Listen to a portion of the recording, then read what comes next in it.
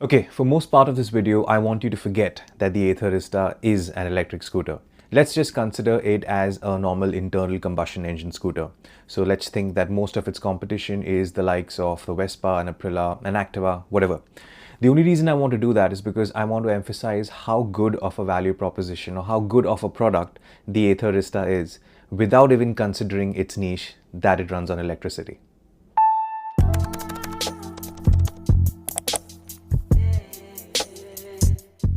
Now, having said that, the Ather Rizta is definitely not perfect. It definitely has its flaws.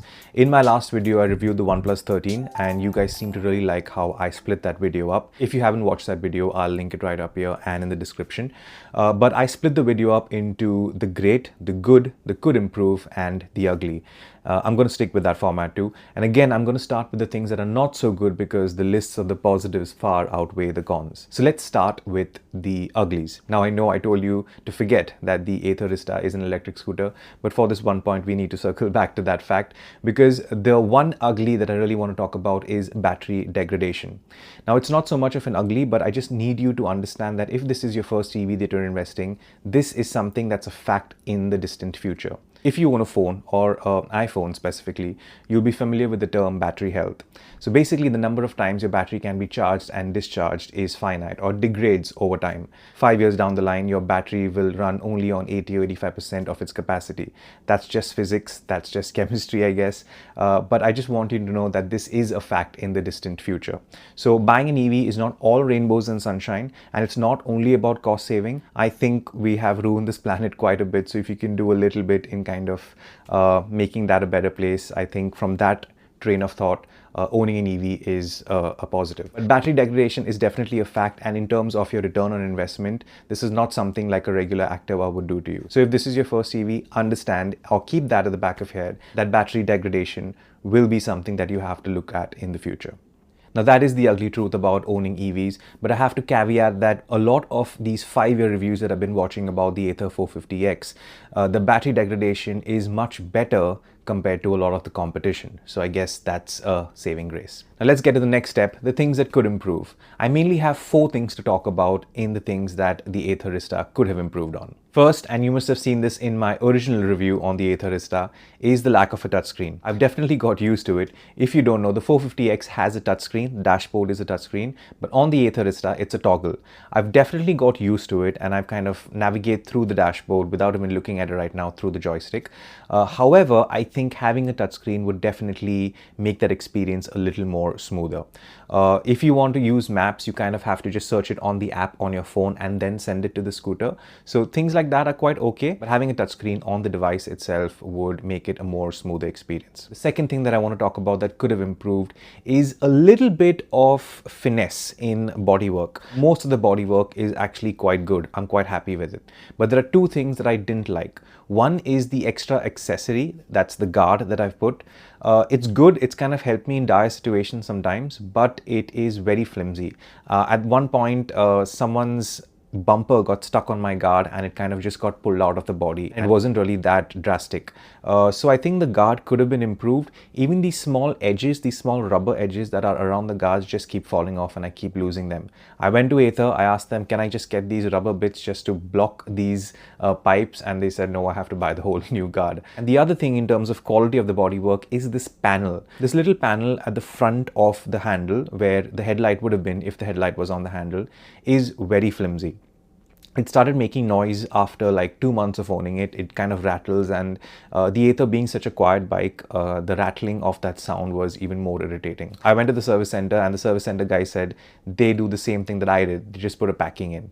I had this extension of a seat cover that I've kind of just slid in. That's definitely solved the problem of rattling.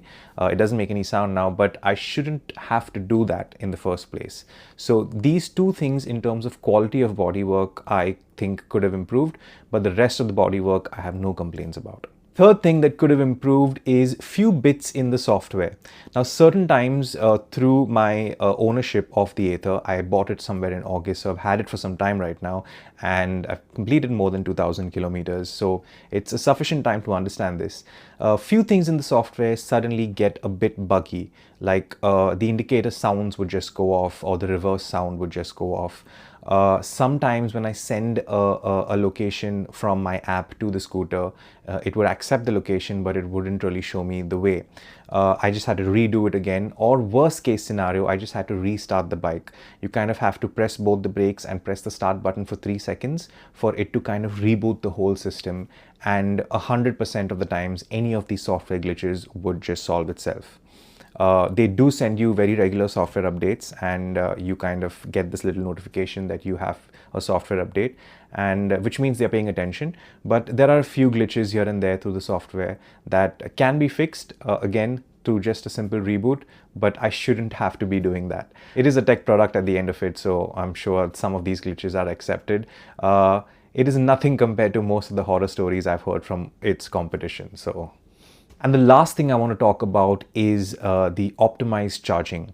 The Ather Rizta has something called optimized charging, that if you plug it in anytime after, I think, 6 p.m., it trickle charges it for it to be 100% at 5 o'clock. This is great if your day starts at 5 o'clock. Most of you don't know that you can kind of reduce battery degradation by not charging it quickly every time. So this is a great software implementation. What I think could have improved in optimized charging was giving you the ability to adjust the time when you want the battery to be charged at 100%. Right now, the only option is when you plug it in after 6 p.m., it will be 100% at 5 a.m. What if I want to start my day at 8 a.m. and I want to start charging it at 10? It should kind of trickle charge it till 8 a.m. You know what I mean? I think having the option of optimized charging is great, but they should give the user the option to kind of tweak the time from 5 a.m. to any other time through the day. Now that's a bit of feedback I'd like to give Ather for the Rishta product. Now let's step on to the good things of the Ather. This is not the great yet, this is still just the good. So let's start with the app itself. The app, I think, is very user-friendly. It's very intuitive. It gets regular updates. There are very few glitches. In fact, I can't remember any glitch on the app. There are a few glitches on the dashboard that I've spoken about, but none on the app. I think Ather pays attention to the app, and I think that's a very important point, and we as customers really appreciate it. The other thing that is good is rider insights within the app. What Ather does, it kind of logs your rides in.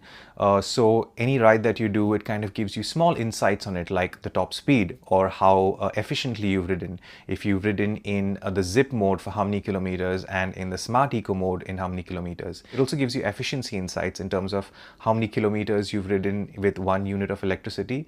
So it kind of gamifies the way you ride, and it gives you a bird's eye view of how you use the Ather Rizta. It also kind of improves the way you ride on the streets, because at least for me, I try to be as efficient as I can, and I try to kind of increase the number of efficiency. So rider insights is a great thing that I didn't think I would use so much, but I actually do. Now the other 4 bits I'd like to talk about that are good about the Ather Rizta. First is auto hold. If you're in bumper to bumper traffic and if the bike detects that it's on a slope or it's an incline, it auto holds, so you don't have to kind of perpetually press the brake or accelerate to go front, which is something that I didn't realize I would use, but I use it all the time. So if I'm stuck specifically in Bombay traffic on a slope, on a flyover, my hands can be free, and I can use that to quickly glance at my phone, put it back in my pocket. I don't have to press the brake. It is brilliant. The other thing I'd like to talk about is Magic Twist. If you don't know yet, Magic Twist is something that the Ather Rizta has, where if you turn the accelerator in the opposite direction, it kind of slows the bike down, but not with your brakes, with the engine motor itself. It's like engine braking. This kind of saves the life of your brake pads in a lot of ways, and it also helps in my next point, which is coasting. Coasting is something where the bike uses its momentum to convert that kinetic energy into potential energy or regeneration. It's very minute. It definitely helps in improving the range that you get. And the last thing I'd like to talk about in the good section is the reverse capability. Now again, think about it. Just forget that this is an electric scooter. Just having the capability to reverse your bike out of a tight spot is such a superpower. You know how when you're parking your bike at the edge of the road where the road is sloped, you kind of reverse your bike in because it's easier for you to accelerate it out of the slope? I don't do that anymore because I just park it straight in, and when I have to take it out, I just use the reverse function, and I don't have to use as much energy as a normal bike. Yeah, the things that I really use so much that I didn't think I would is the reverse, auto hold, coasting, and Magic Twist. Let's step into the things that are absolutely great about the Ather Rizta. I'm going to first start with the sheer seat space itself. Now, I don't mean the under seat space, but the space on the seat itself. I'm not saying that you should go triple on a seat. However, at times, for example, Melissa and I had to go to a friend's house to get her cat because we were cat sitting and her cat was in this basket. So it was Melissa and me sitting on the bike with the cat in the basket between us, and we were very comfortable. And I think the sheer seat space itself is one of the most underrated features of the Ather Rizta. From the seat space itself, the other benefit that you get is the under-seat storage. The other day I went to the Honda showroom to see the Activa. The Activa, the regular internal combustion engine Activa, has space for only half a helmet at best because it has this battery that's occupying most of its space, or engine components that's occupying most of the space under the seat, which I found baffling. And the Ather Rizta here is so spacious. 2 helmets easily, if not most of my shopping goes in there. I also invested into this boot bag which I got for like 500 rupees from Ather itself. It's brilliant. I can dump everything in there and then just pull this bag up and take it to my home. Another very underrated feature. Now the third thing, and I cannot stress this enough, just having Google Maps on the dash itself is such a godsend. Gone are the days where you're looking at phone holders for your bike so that you have your maps on there. Just having maps on the dashboard itself is such a convenience. And this is not even like Map My India or something. This is proper full-fat Google Maps, and I use it so often.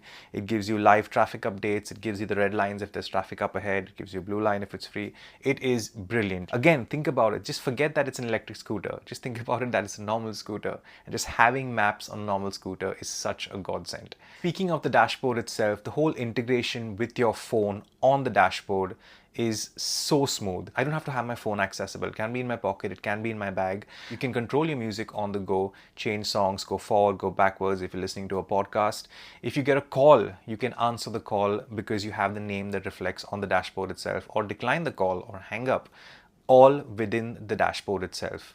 And the last thing that is absolutely great about the Ather Rizta is its range projection. A lot of the competition, my previous bike as well, the Bounce Infinity or the Olas, you cannot trust the number on that dashboard. If it says it's going to give you 100 kilometers, you know it's not 100 kilometers.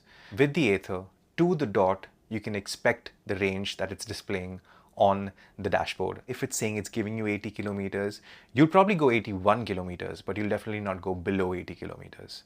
So that itself, I think, is something that needs to be given more credit to Ather, because having range anxiety is a thing, and just having that peace of mind that your bike is not lying to you is an added advantage. So yes, thank you Ather for not lying to me, and me as a customer truly appreciates that. Yeah, that's pretty much my long-term review. I've had it for about 8 months, finished 2000 kilometers. I use it everywhere I go around the city, and I absolutely love the product. If you have any more questions about the Ather Rizta, of course, please hit me up in the comment section. I reply to every comment. I put up 2 other videos on the Ather Rizta, like how I've set up my charging station in my apartment, and my initial review as well. So if you haven't looked at those, I'll leave them down in the description. And if you're new to the channel, I would really appreciate it if you did subscribe. No pressure, but I would appreciate it. I put up a lot of tech reviews, most of the things that I buy and I use. I put up a lot of vlogs, a little bit of insight into my life. Yeah, if you think that's something that you like, I'd love a subscription. Yeah, that's it from me. As I said, if you have any questions, hit me up in the comment section. Stay safe, stay sane, and I'll see you guys in the next one. Cheers.